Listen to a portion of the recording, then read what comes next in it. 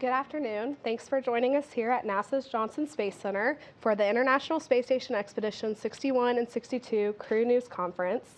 With us here today are the crew members ready to tell us about their mission and what they've been training for. Next to me is NASA astronaut Jessica Meir. Jessica has a background in marine biology. She was selected as an astronaut in 2013, and this is going to be her first trip to space. Next to her is Hazzaa Ali Almansoori.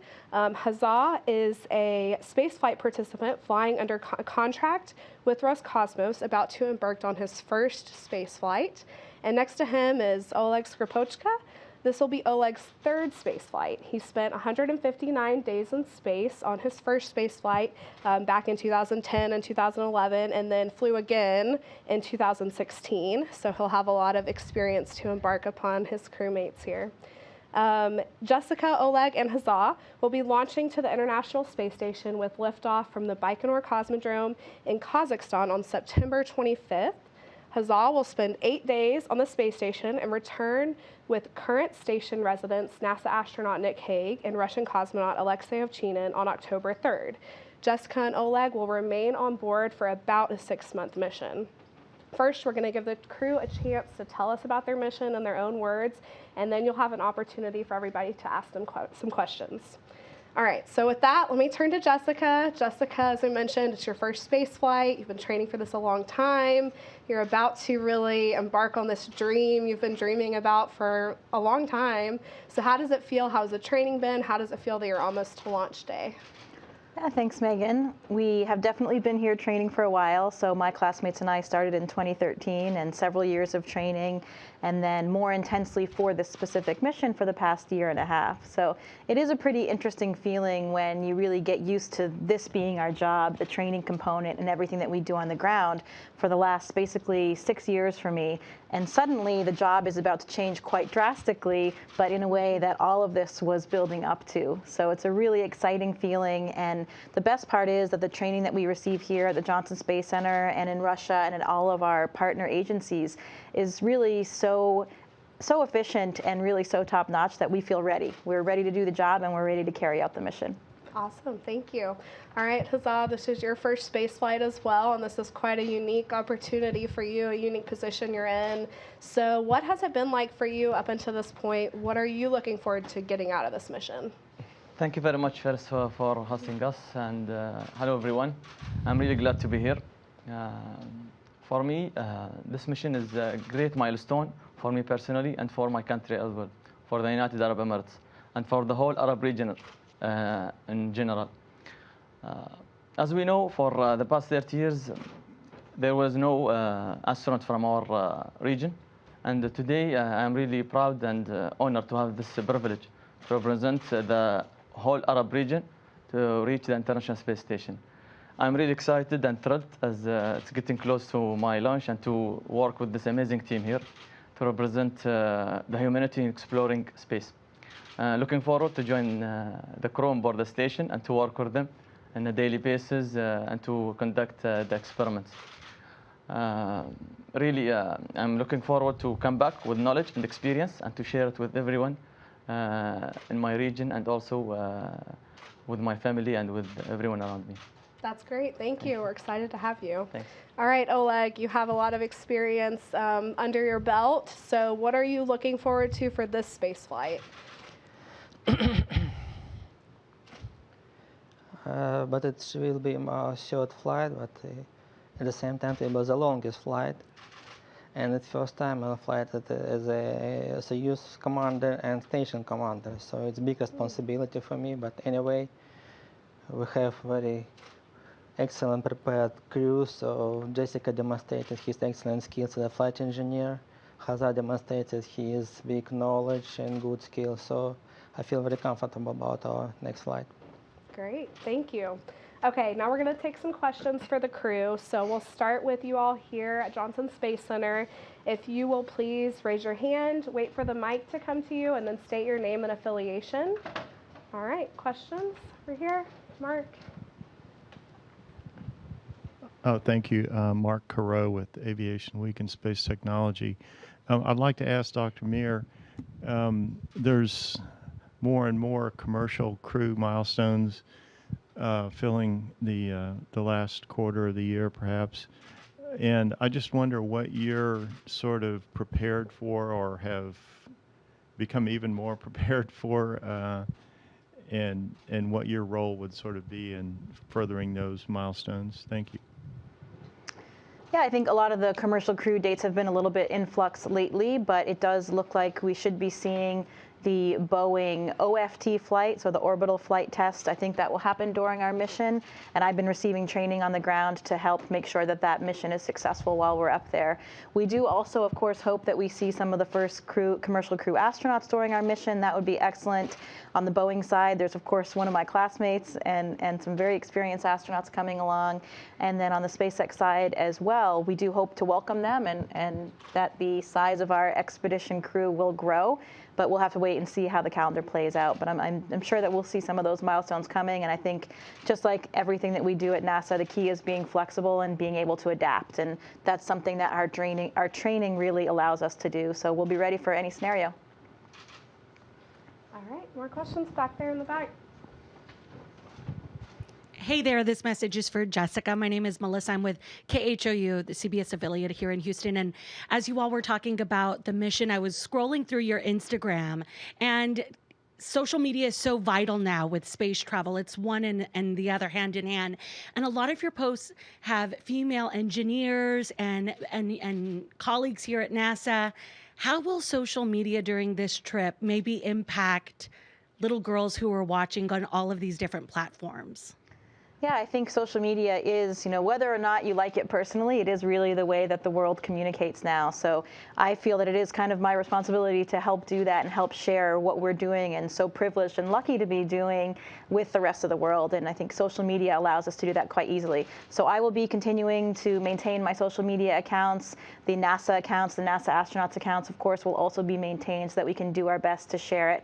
And I hope you're right. I hope that it does inspire and stimulate young girls and young people from all kinds of different backgrounds and diverse experiences to strive toward careers in the STEM fields and to fulfill their dream, no matter what their dream is. It sounds quite trite, and I've said this a few times before, but we really are proof that dreams can come true.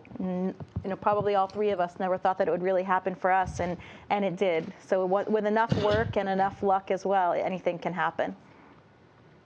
Awesome. All right, more questions here. Over here. Jim Oberg with Spectrum Magazine for Commander Skripochka. You have the experience of 2 previous missions. What improvements do you expect to find on the station now to make your next flight easier? For example, communications. What other improvements do you expect to find?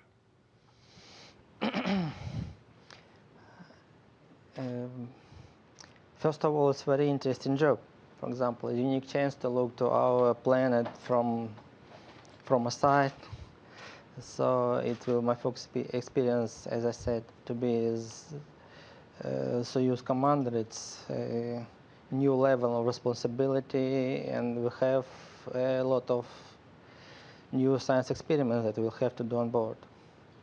Will you use the new communication satellite for more continuous communications? Yep. Okay. Hi, my name is Gilad Katz. I'm the Consul General of Israel to the Southwest, and I would want 2 things. First of all, to Hazzaa, if I'm not mistaken, I think that from outer space, the borders look differently, and the region looks completely quiet and peacefully.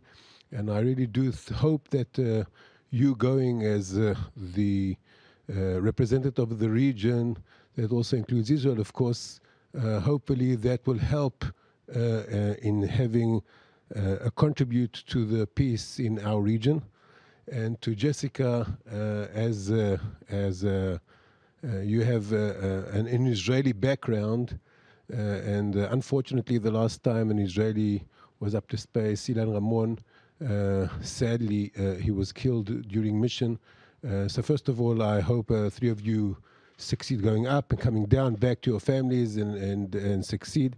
But what I would like to ask is, how do you two see the contribution of you working together to the region, the Middle East region.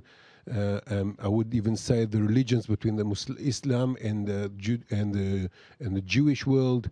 Do you think that you can contribute? For me personally, we are going in a scientific mission for all humanity. So, sake of all humanity, and to represent the whole mankind in exploring space and further.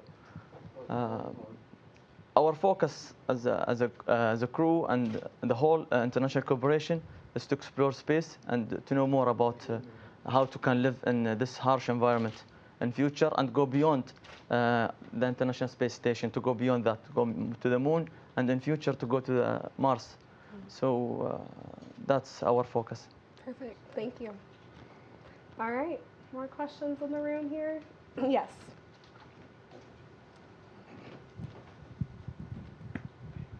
Thank you. I'm Martin Gallen from Swedish newspaper Dagens Nyheter. I have a question for Jessica Meir.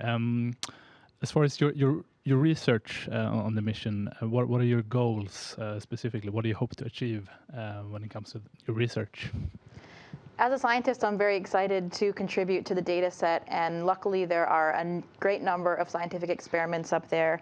There are a few examples. Of course, as my background is in physiology, I'm very excited about those experiments. There are some hot topics that we're researching right now that you may have read about.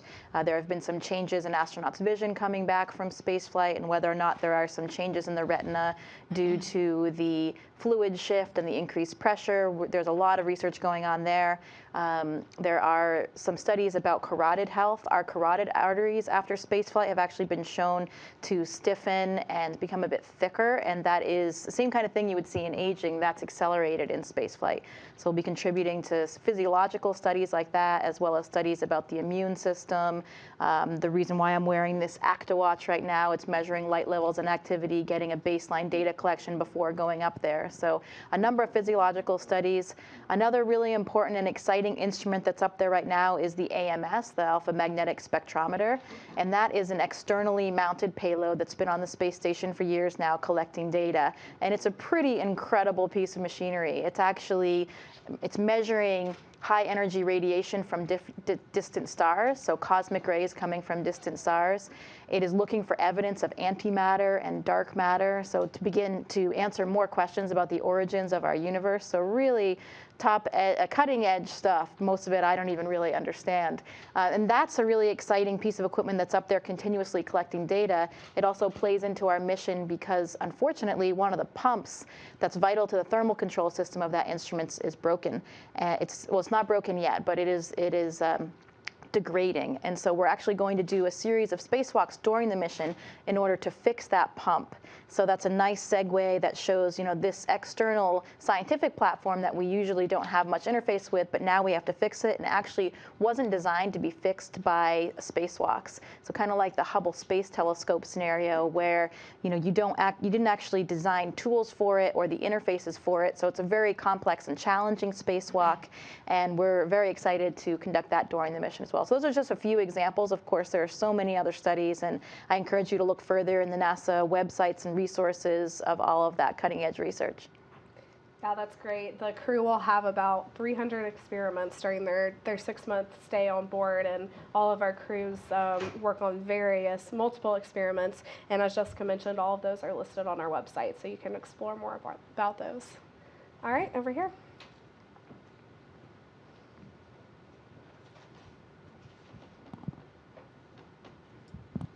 This is Nasser Abu Diab from Dubai Television, and my question is for Hazzaa. First of all, we're all proud of you from UAE, from the Arab world, as the first Arab astronaut to go to International Space Station. My question is, do you feel a lot of responsibility on your shoulders as the first Arab astronaut, and how do you set an example for the Arab youth in the Middle East? It's a huge responsibility for me and for my colleague Sultan to be the first batch from our country in this program, UAE astronaut program. Our objective is to inspire the next generation and to let them know that there is no impossible. This is what we learned, and this is what we are doing now. For me personally, I started to look at stars since childhood, and thinking to reach here is impossible, but I am living the impossible now. So my message to everyone in the world, to work on your dreams, work hard, and set your goals, and work hard to achieve them, and definitely will reach. Hi, my name is Alex Carbar-Rutland. I'm from Texas A&M Galveston. I'd like to ask Dr. Meir a question kind of from the perspective of a graduate student. Now, a graduate degree is oftentimes seen as a linear route straight into academia.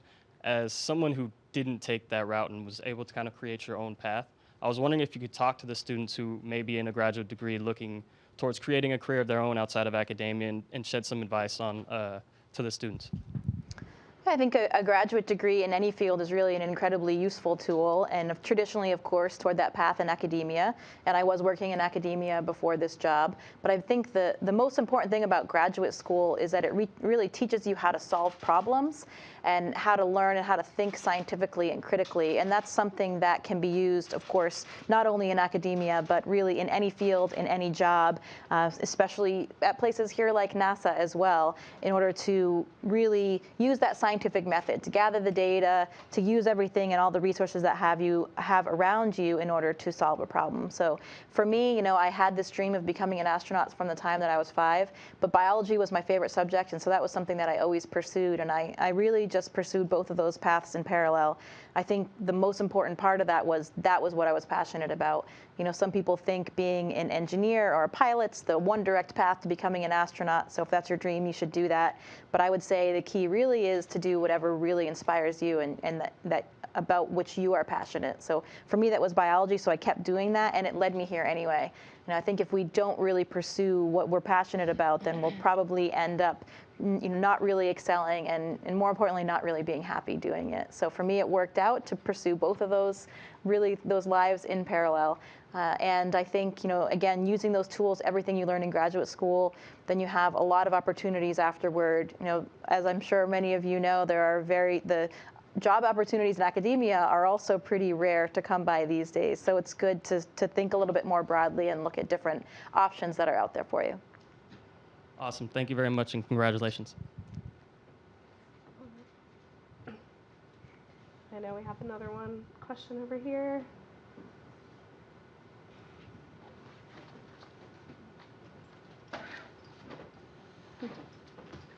Hi, thank you. Sophie Sanchez from Cosmic Chicago with Chicago Now. My question's for Oleg. The last time I spoke with you about your last mission, you talked a lot about your Soyuz training and a lot of what you've been going through. Can you speak a little bit about the areas of training you've been doing since your last mission? Можешь повторить вопрос еще раз?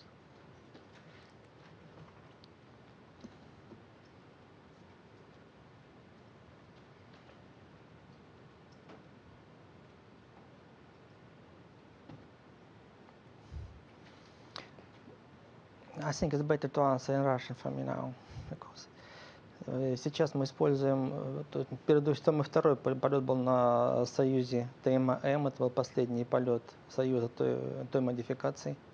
Сейчас нам предстоит полет на Союзе МС.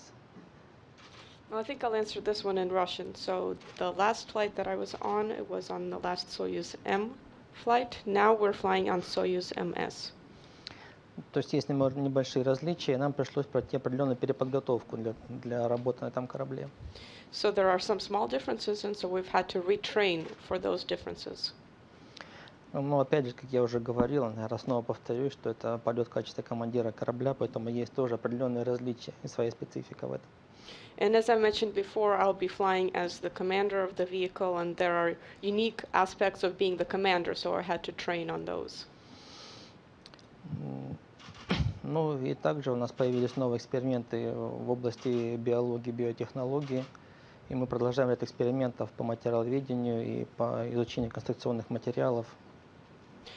And also we've gotten a lot of new experiments in biology, biotech, and materials and structures, and so we've had to prepare for those. Ну, общие слова где-то так.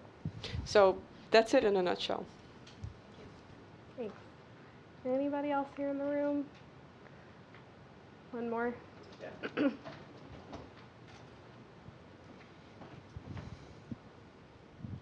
Thank you, Nasser from Dubai Television again. My question actually is for the three of you. First, are you allowed to take personal items with you to the space? And if yes, what are the three items you take with you on your mission? Personal stuff. We can bring a very small allocation of personal items. So people often fly things that are important, mementos, pieces of jewelry for people that are important to them, so family and friends. And I have several, it's not limited to 3 items. There are several, it's limited to a mass that comes up with you on the Soyuz. And then there's another small allocation that launches. Actually, some of my stuff is already up there. So for me, it was quite a few things I'm flying for other people as mementos and small gifts that I'm not going to tell you what they are because they're surprises. But then I also flew pertinent things to my background, accomplishments that I'm proud of and places that I'm associated with. So different universities I attended, a Swedish and an Israeli flag for my parents' home countries, items like that. Also, I think my stuffed panda bear from when I was 5 years old will be coming up with me as well. So items from all along the way, as long as they'll fit up there. How about you guys? For me personally, I will take my family photo with me. So I will share with them this experience from space. And my UAE flag, which I will keep it with me in the house after I come back. And our leadership photo, which one of the photos that really inspired me to come here. It was back in 70s. Our leadership invite Apollo astronauts, and he was asking them about space and the achievement humanity makes in this field. And this is one of the pictures that inspired me. And today, I am living this dream, and one of the things that I want to really present it back to my country. Thank you. Great.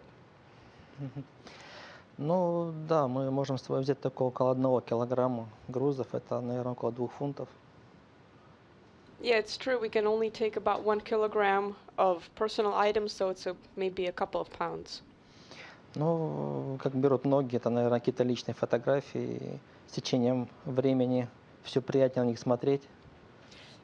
Like many other people, probably what's important to take is some pictures, and the longer we spend up there, the more lovely it is to look at those pictures. Yeah.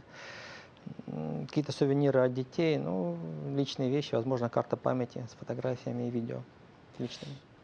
Maybe some presents from your kids, and maybe a flashcard with some pictures and personal videos. That's great. Thank you. All right, one more. Mr. Almansoori, you will have a unique view of the Gulf region from high above. What special visual targets will you have personally and with your camera to capture from this view from space of the entire home area? From home area, one of the things that I want to take a picture of is my country in general. And we have a palm tree, if you know about it. It's like a man-made island in Dubai. And I want to take this picture from space. Mecca, which is our Saudi Arabia, I want to take a picture of this place also. Many places in Arab region I want to take places of. These two is one of my top list. And the great advantage of the International Space Station, actually, it's hard to believe, is the cuisine, is the food. And other participants and other partners bring their own food. What kind of food will you bring to introduce the other crewmates to? Yes, actually, we did the experience for a whole week with the Russian partners, the food that we will take with us from Roscosmos. Additional to that, we took our own food, which is 3 type of foods. One of them sweet dish. They call it in Arabic blalid, which is like vermicelli sweet dish with eggs. So one of the things that I want to share it with the whole crew on board the station actually. So it is a sweet dish, and we will take one night to share it with the whole crew. Thank you. We're all very excited about that. That should be a special treat. All right, now we're going to move on to the phone bridge. So if you're on the phone bridge, please press *1. If you have a question, *2 to withdraw your question if it's already been answered. You'll be allowed a question and a follow-up. So first up, we have Elizabeth Howell from space.com. Go ahead, Elizabeth. Hello, this is for Jessica. Now, while I realize your spare time is extremely limited, do you have any projects that you're planning to take on, whether Earth observation, educational, or something else? Yeah, so one of mine is to take photographs of all the places I've done research, to do some outreach efforts with that in the scientific community. Also, I'm a very avid outdoor person, and so I love to ski, I love to hike. So I'm planning on photographing several ski areas and hiking areas, especially the ones, my favorite ones on that list. And I hope to do a good amount of voluntary science in my free time as well, trying to work some of those plans out with the ground now to try to take advantage to tools that we already have up there, maybe some small things that I might be able to throw into some care packages, and try to expand upon that effort in ways that will be beneficial to the scientific community. And I realize you have a lot of experience looking at the ocean and its animals from up close. What are you looking forward to seeing from far above? I don't know that there's one particular thing. I think, yeah, I am really looking forward to those ski areas. We will be up there for winter, so I think it'll be nice to see the world with a lot of snow on it. And again, the oceans, like you mentioned, being given that my degree is in marine biology for my PhD, I'm really excited to take a look around and just to have that vantage point. One of my favorite spots is the Antarctic, and I really hope I get a few glimpses of the Antarctic. I will be doing an outreach opportunity with my old graduate team that will be down there doing research at the same time, and that'll be pretty interesting because that was something that I did when I was in the Antarctic, talking to an astronaut that was on the space station many years ago before I was an astronaut, so kind of full circle there. It's a little bit difficult to get good views of the Antarctic, though, given where we are in the space station orbit, but hopefully I'll get a few glimpses of that, too. That's really cool. Thanks. Okay, on to Eva. Yes. Hello, Eva Blaisdell, representing SPROS Poland and launching Lady Rocket Media. Congratulations to all of you and best luck. I am today at the Vandenberg Air Force Base, Lompoc area, where we are also launching a cable TV program dedicated to making space very, very, very popular, especially among youngest generation who might not even remember the landing on the moon. So my question will be based on passion and interest of young generation, and here it comes. Could you please share with us if music plays any part in your preparation for your mission? And since music and space unite us as humans and make us work together so beautifully, we also would like to ask you, on behalf of my viewers, if we were to give you a choice and send you to International Space Station a particular song, what would it be? If we give you a choice, Fly Me to the Moon by Paul McCartney, Rocketman by Elton John, and Major Tom, which we might be recording with Ariana Grande, which one song would you choose? Or do you have your preferred song that you would love to have with you at International Space Station? Well, I could start out with that. Music is actually really important to me. It always changes my mood. So good music is something that I strive to always have around because it can really uplift me completely. And I'm very fortunate that I have a lot of friends who are musical gurus. So they've already put together a bunch of playlists for me during my mission. And they've already sent that. That will be going uploaded, uplinked to me on the space station. So that should keep me in good spirits throughout the mission. And I think that they've done it so that they have different types of music for really every event. I think I would probably choose Fly Me to the Moon, just because that's a classic that I really like, and that would be really my dream, is to go to the moon one day. How about for you guys? Yeah, for me personally, I go with the same with Jessica. I love classic music, so same choice with you. Ну да, Битлз уже давно стали классикой рока, классикой нашей музыки, и конечно, песня Маккартни в этом пользуется привилегией в этом случае. Well, yeah, the Beatles are the classic rock band, and they are the foundation of our modern rock music, so definitely Paul McCartney's Flying Me to the Moon has the benefit in this case. Но лучше взять все. But I would take all of them. All right, thanks. Good answers. Thank you very much for the wonderful answers. All Lady right. Okay, on to the next one. Meklovia, Geeks Without Frontiers. Hi, my name is Maclovia Martel, and I just had a question.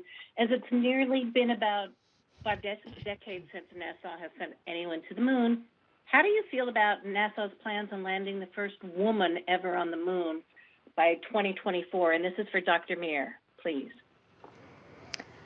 Yeah, I think that's a very exciting prospect. I know that we are working toward it already, getting back to the moon again and getting a woman there.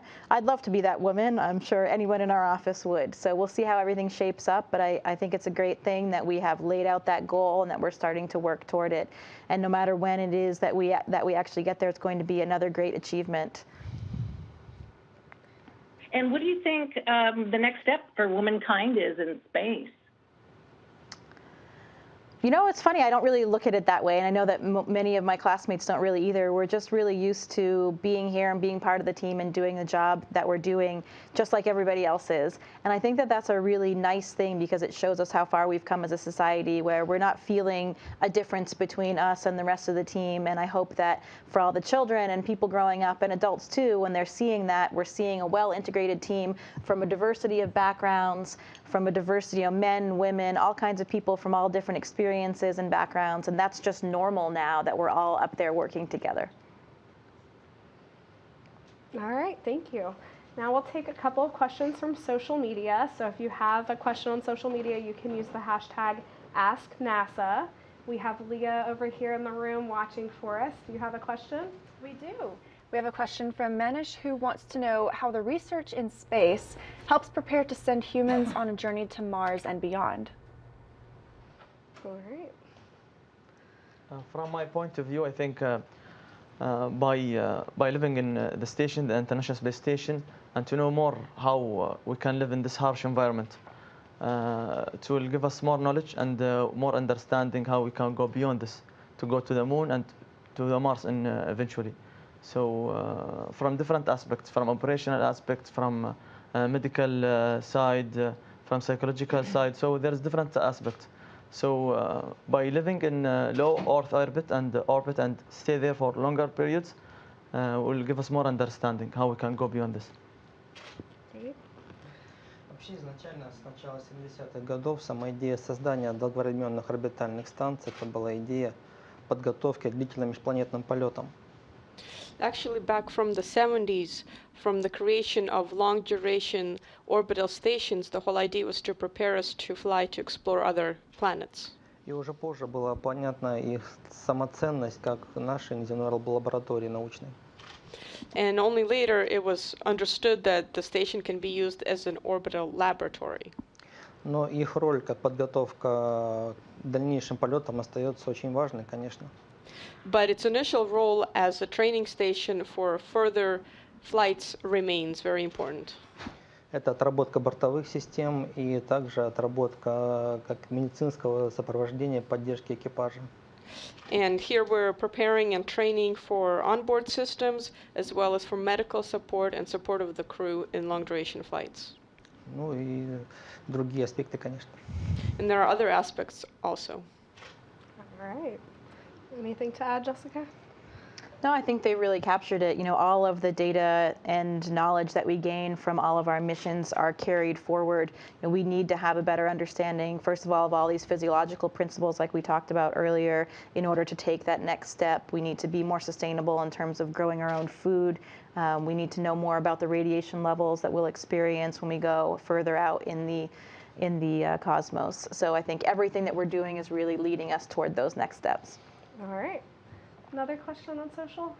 We have one from Jaden who wants to know what you're most excited to do during your stay on the International Space Station. All right. I think for me, as mentioned, the scientific experiments are really exciting for me to be able to contribute to that data set, and also to do a spacewalk. That's something that I've always dreamed about from the time that I was a child. When I had this dream of being an astronaut, it was, being in that spacesuit and looking back at this fragile blue planet spinning below you, and the only thing, there's just you there alone with this small life support system of the spacesuit itself. Luckily, there are quite a few spacewalks planned during our mission, so there's a very good chance that I'll be doing one or many more of those spacewalks, and we'll see as things get a little bit closer, but I'm very excited about that.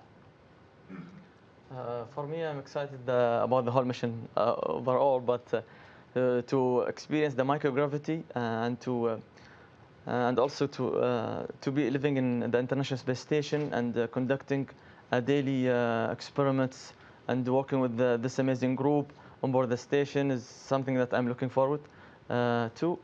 Additional for me to experience this and to share it with everyone on ground, with my family, with my friends, especially my kids.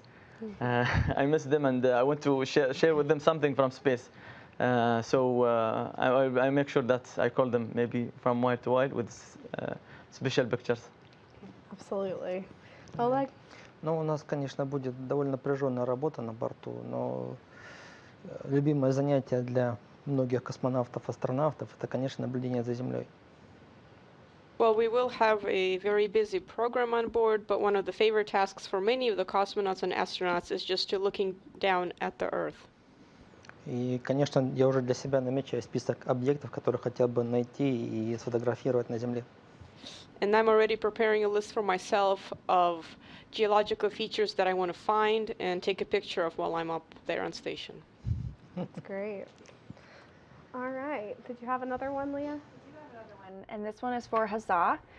How many hours of training did you have to do to prepare for this mission? For our program, we started from last year in September for this mission, for our mission.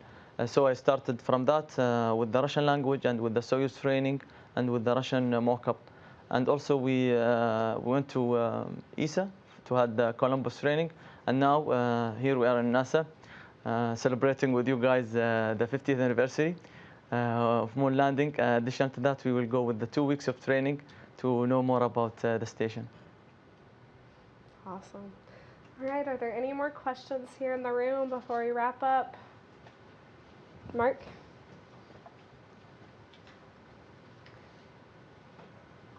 Mark Rowe for Aviation Week.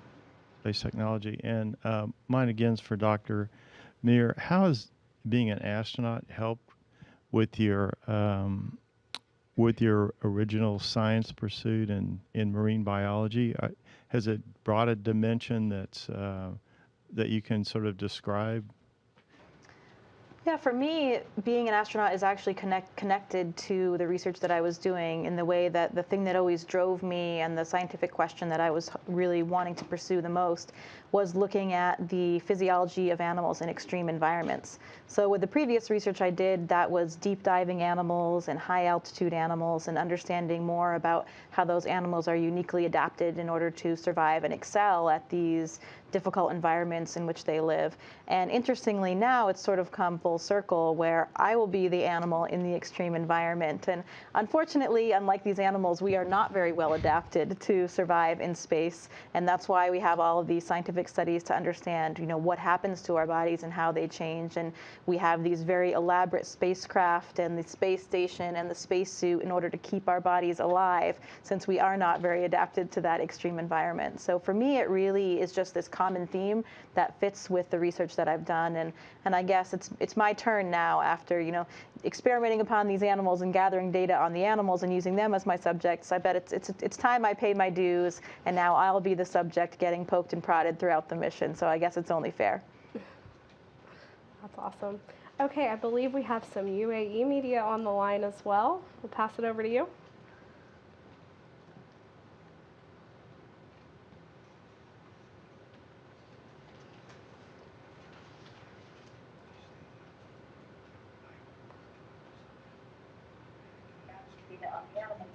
All right. UAE media. I just wanted to, I just wanted to check when is the UAE time for the question?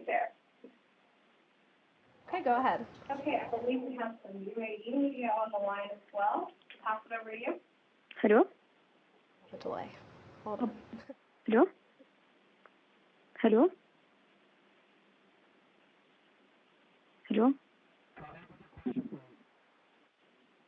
Hello? Hi, hello from Mohammed bin Rashid Space Center. We are very excited to join you in this press conference, and our local media is ready with some questions, and we'll start with the first. مرحبا أخوي هزاع، فخورين فيك. وأول سؤال، يواجه العديد من رواد الفضاء تحديات صحية ونفسية بخصوص انعدام الجاذبية، مدى استعدادك لهذا التحدي؟ مرحبا أختي ورحب فيكم. They ask me in English, in Arabic, so I will translate. They're asking about the challenges that astronauts face in space, from psychological and from health issues. So I will answer in Arabic. Okay. بشكل عام رواد الفضاء يواجهون تحديات كبيرة في الفضاء، ومنها طبعا مثل ما قلتوا الأشياء الصحية والنفسية. نحن بشكل عام رواد الفضاء مدربين يعني في تدريباتنا هاي كيف نتعامل مع الأمور الصحية بشكل عام، تدريبات الرياضية، الأكل، نظام الأكل اللي ناكله، وبعد الأمور الأخرى مثل يعني التدريبات الرياضية اليومية. طبعا على متن محطة الفضاء الدولية هناك معدات رياضية يوميا نقوم بالتدرب عليها، وفي نفس الوقت يخلينا نحافظ على مستوى معين من الصحة، وبالإضافة للأكل الصحي اللي ناكله يوميا. أما بالنسبة للأمور النفسية فجلستنا مع الطاقم نكلمهم، وبشكل يومي نقدر نتواصل مع الأهل. هذا يخلي عندنا نوع من الأريحية أن نقدر يعني نفسيا نكون مرتاحين. طبعا نحن مهيئين هاي الأمور، ودائما هناك في مثل عوائق لكن نتحداها، وتعلمنا كيف أن يعني نتغلب على هاي الأمور. وفي المستقبل هناك بتكون مهمات أطول وأبعد، وإن شاء الله بنستفيد من هاي التجربة. So my answer is that as an astronaut we trained in ground physically to counter any issues in space from muscles or any problems with our bones due to the radiations. In addition to that, from psychological issues, we work as a team, and also on top of that, we are like a family on board the station. So we are communicating with each other, and also we have a chance to talk with our families and with our friends back home. So there is a lot of ways to communicate with our beloved one on ground. So. Great, thank you. I know we have a bit of a delay, so hang tight, but we're ready for the next question.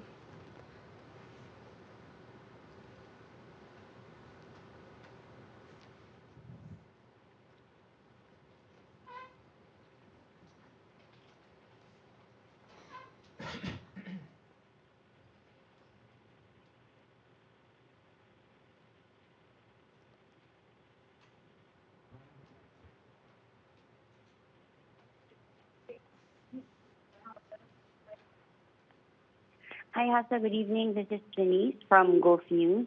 What will be your first order of duty as soon as you are on board the station, and what will your schedule be like on those days? Hello, Jenny. For me personally, our schedule is really tight and busy for my mission. I will conduct just briefly the first day, astronauts as they arrive to the International Space Station, they will have a 1 day of rest, and briefly about the update on board the station. And from there, they will conduct their daily schedule. That they already know about it, and they will update it daily. There is a different type of experiments. You can do it on board the station, and you have been assigned to it. Additional to that, there is a different type of maintenance on board the station. Crew will conduct on board the station. Also, additional to the AVAs and different on board the station, outside and inside. So this is briefly about our schedule.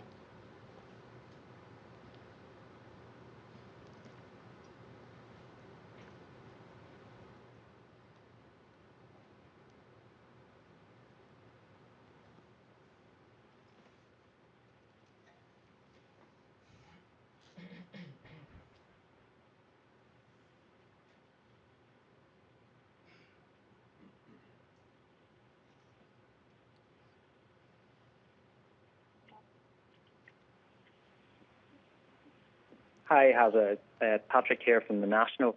Hazzaa, my question is, you've spoken about the future of going to Mars, and also one of the things I was wondering was, just in terms of your own personal development, do you see yourself undertaking further missions after this one? Have you any aspirations to be, going to the moon? And then obviously Mars is a long way away, but how do you see the future for yourself panning out in terms of your own career in space, so to speak? Believe me, if they give me the choice, I would love to go to the moon. But this is my first mission, and our program, UAE astronaut program, is a sustainable program. So this is the first batch, me, myself, and my colleague Sultan. He will go in the next mission, and eventually both of us will be good together in the next upcoming missions. So there will be a second batch and third batch, and we will be part of this international cooperation to explore space and beyond. All right.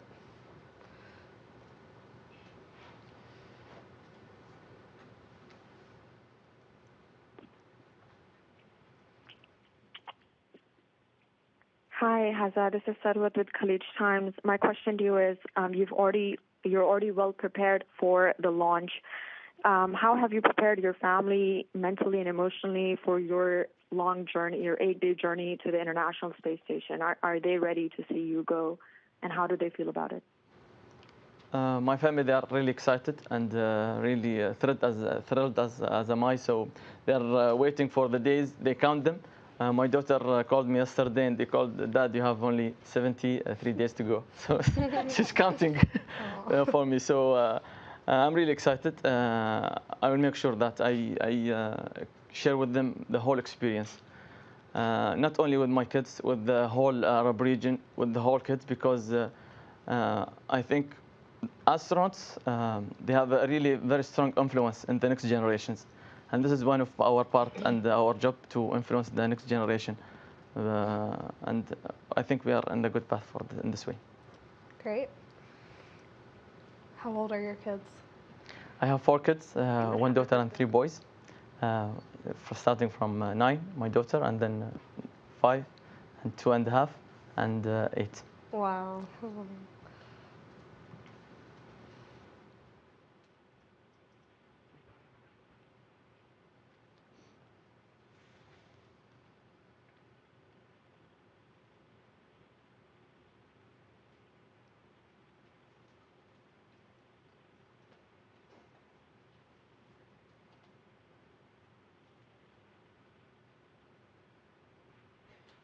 Do we have any more questions from UAE?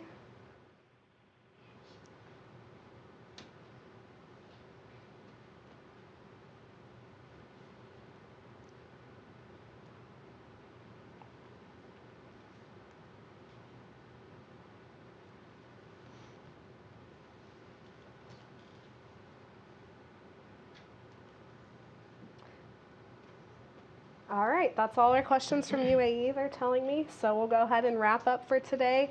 Thank you all so much for being here and for being on the phone and online and joining us with this awesome crew that's going to be launching to the space station soon. So be sure to tune in and watch them launch on September 25th.